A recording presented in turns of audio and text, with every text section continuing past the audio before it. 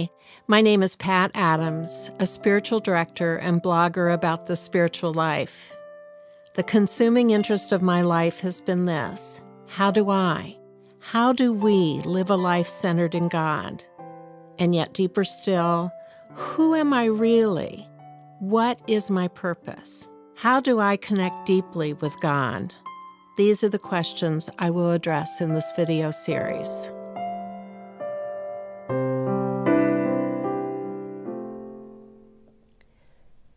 What can one individual, one of 7 billion, do to bring peace on this earth? It seems an impossible task. We could wait for the second coming of Christ to bring us peace, or maybe someone else will bring peace into his or her life, and hopefully it will spread. If we look around the world, are there any places or people that are at peace? The question of peace is not about what God will do, or even what anyone else would do. It's about, what am I going to do about peace? How do I live in Jesus' peace that passes all understanding? He gave us this peace.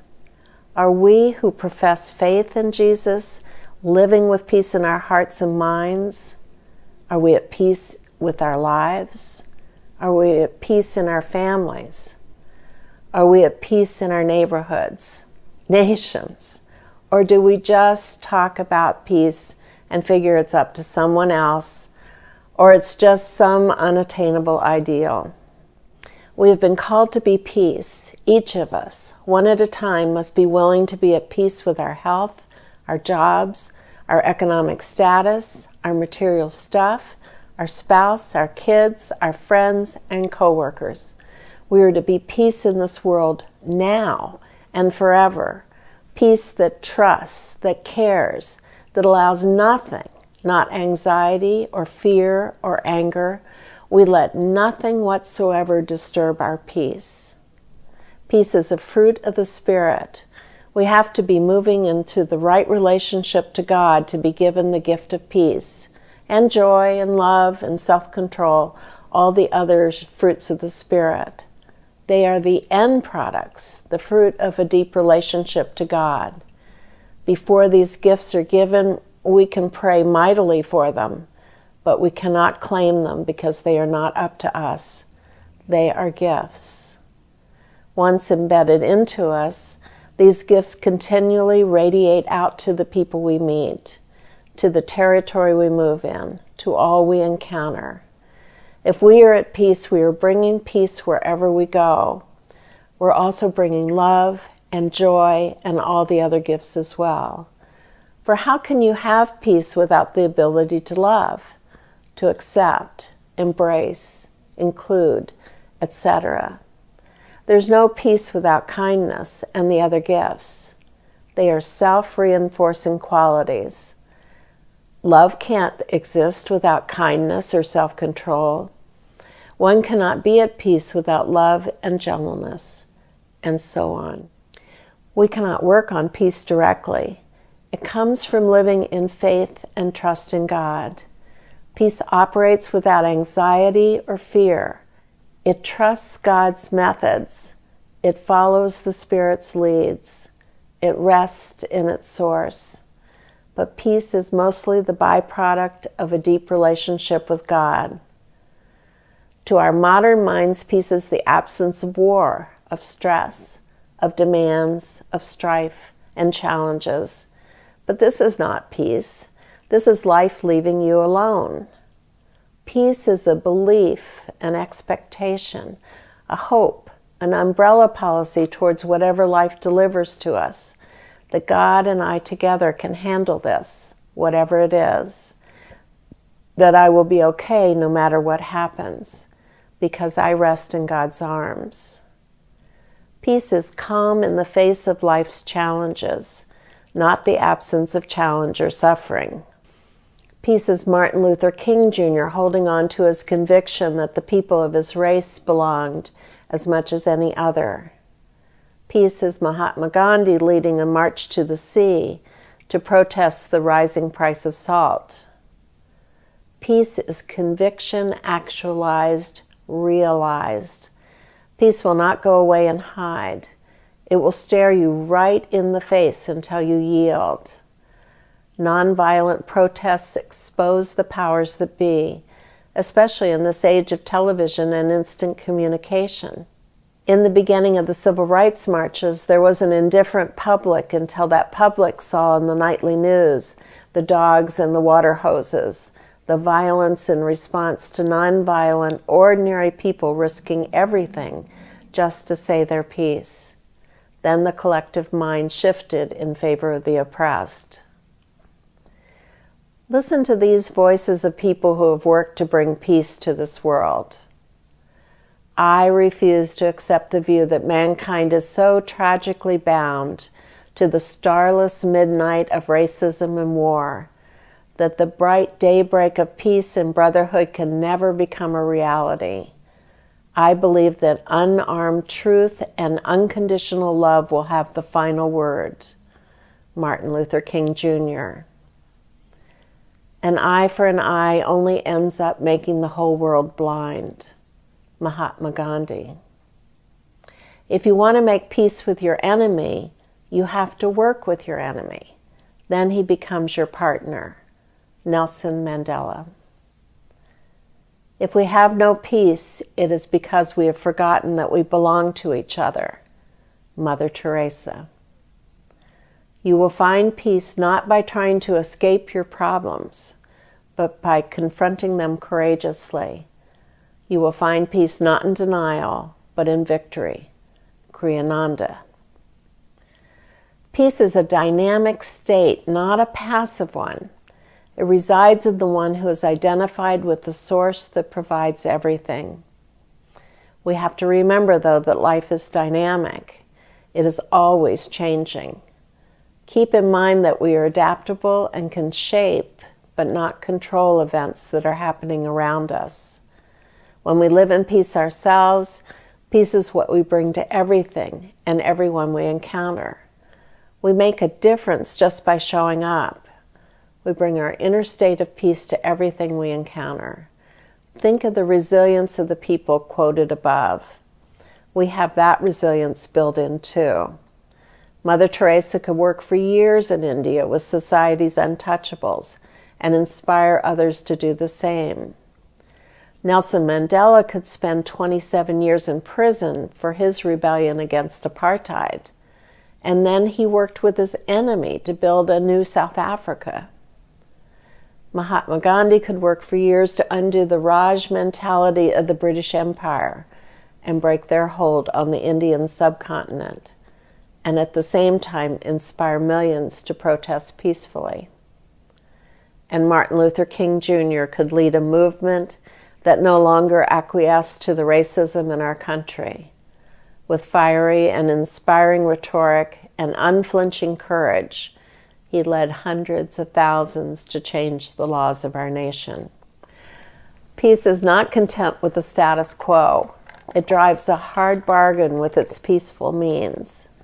It does not come naturally to our human cultures, but peace won't rest until it has its way with the world. The major question for all of us who would love to be at peace is this: what more can we do to become peaceful as we draw into a deep relationship with God? It's really an elemental issue, that is, getting back to the basics of life.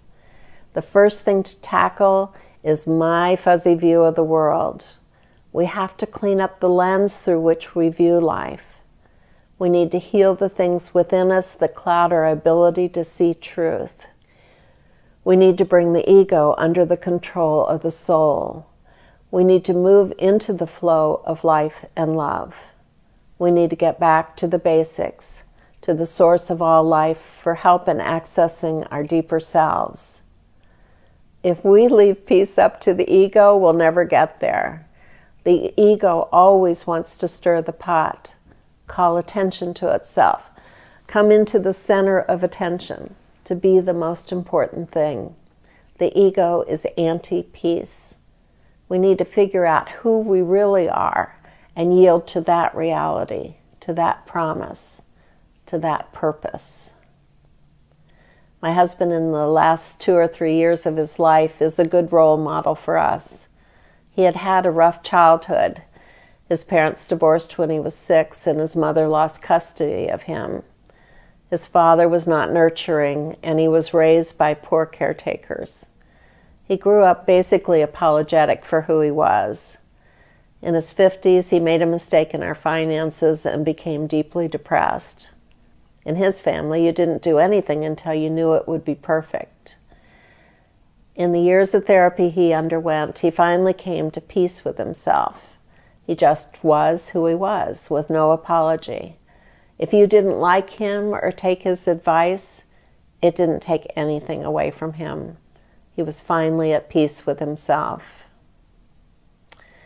Second, we need to embrace all that we are. Give up the war among all the warring parts of ourselves. After all, God created us as we are. We need to acknowledge our faults and bring them into the fold. We need to acknowledge any abuse we've suffered or done and directly seek healing from God. We need to embrace the forgotten, rejected parts of ourselves. For how can we be at peace in this world of ours until we are at peace within ourselves, warts and all? Third, we need to lead a soul-driven life. We need to move the soul and its agenda for us to the center of our lives. The soul understands, first of all, what the ego will never get. The joy and peace and love all rise from our connection in a deep way to the source. Fourth, as we build that connection to God through our souls, we will see the necessity of giving up our own desires, assumptions, and expectations. We will see that they are the source of all our unhappiness and lack of peace. We will step into the bigger, wider perspective of God's view of life and out of our own fuzzy lenses. We get to participate in life at a more elemental level, at the level of gratitude, not grasping, of joy, not unhappiness, a love, not fear, of surrender, not presumption. All this sounds pretty passive, I know, but it's dynamic in ways that our ego-driven selves will never experience. And all these things I've just suggested will also bring us closer, deeper, into our relationship with God. During this century, the population of the world is projected to grow to 9 billion. Peace is a more pressing issue than ever.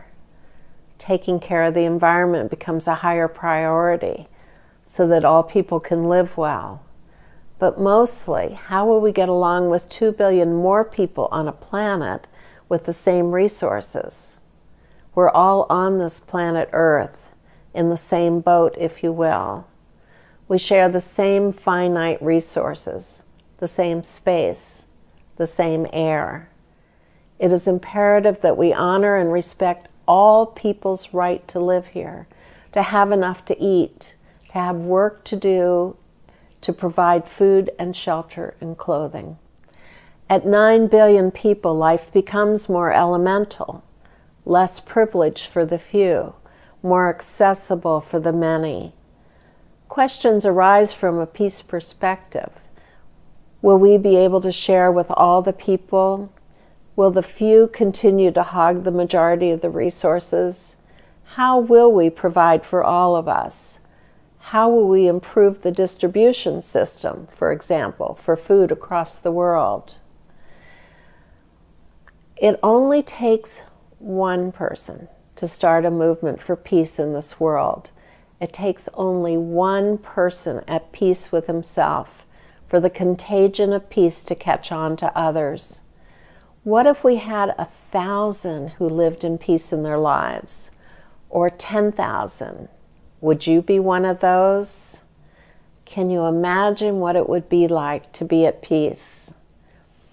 Or will you continue to operate out of your own turf and sustain the conditions that hamper peace today? Thank you for watching. I look forward to hearing from you soon.